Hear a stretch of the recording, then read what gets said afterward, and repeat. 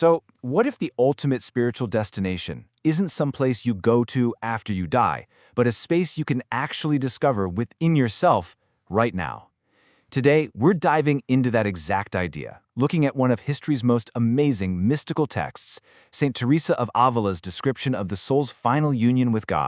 We're going to explore what she called the final destination of this incredible inner journey, a state of just profound union with the divine that she named the seventh mansion.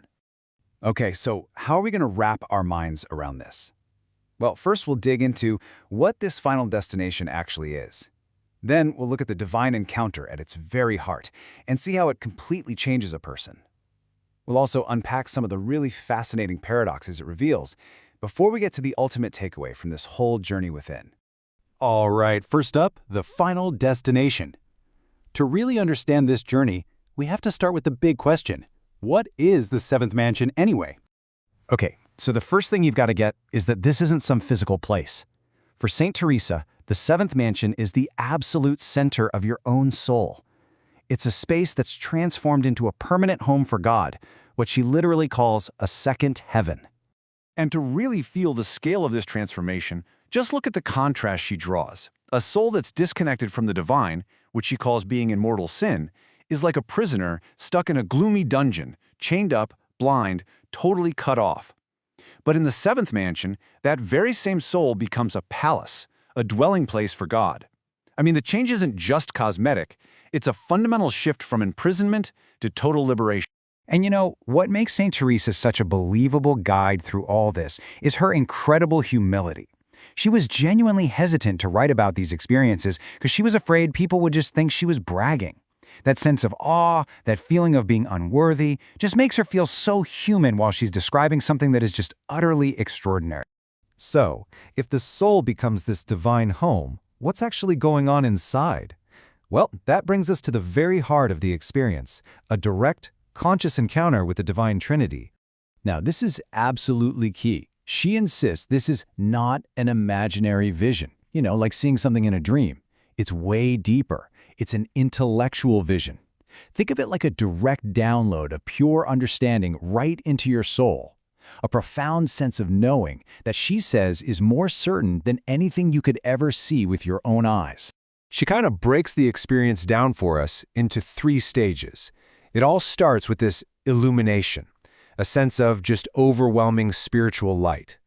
Then comes the infusion, where this incredible knowledge just pours into the soul. And finally, the revelation, where the whole mystery of the Trinity, the idea of God as 3 persons in one, suddenly makes perfect intuitive sense. And this is where it gets a little mind-bending, right? The soul understands by sight, but it's not using eyes of any kind. It's a form of perception that totally transcends our normal senses. So an experience like that can't just be a fleeting moment, right? What happens afterward? How does it permanently change who you are? The after effects are profound and permanent. This isn't some fleeting high. It's like a whole new operating system for the soul. The person now lives with this constant, quiet awareness of the divine. And that presence becomes a new foundation, inspiring a deep desire to serve and a whole new level of care in everything they do. Her analogy for this is just brilliant. She says it's like being in a room with people you love. Even if you close the shutters and the room goes completely dark, you know they're still there with you. That's what this awareness feels like. It's constant and it's certain, even when it's not in the front of your mind. And this is so important because it just shatters a common stereotype about mystics. This state doesn't make a person passive or disconnected from the world. It's actually the opposite. St. Teresa is adamant that the soul becomes more active, more attentive, and more engaged in real, practical service than ever before. This new, active yet peaceful state of being also pulls back the curtain on some fascinating mysteries about the nature of the soul itself, and a divine paradox right at its very core. For example, she makes this really subtle but crucial distinction between the soul and the spirit. So think of the soul as your entire inner world, your thoughts, your memories, the whole shebang.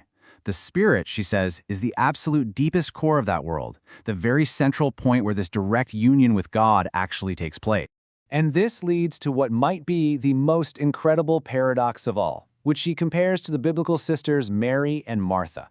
The spirit, the center of the soul, is in this state of peaceful, quiet rest with God, That's Mary. But at the exact same time, the outer parts of the soul are busy with work, dealing with life's problems, and serving other people. That's Martha. And both are happening at once.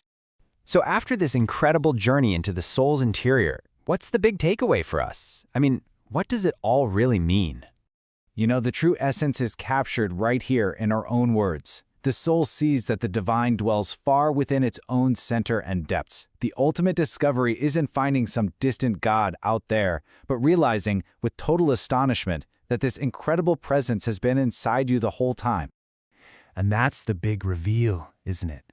The spiritual journey isn't about escaping the world to get to some far-off place.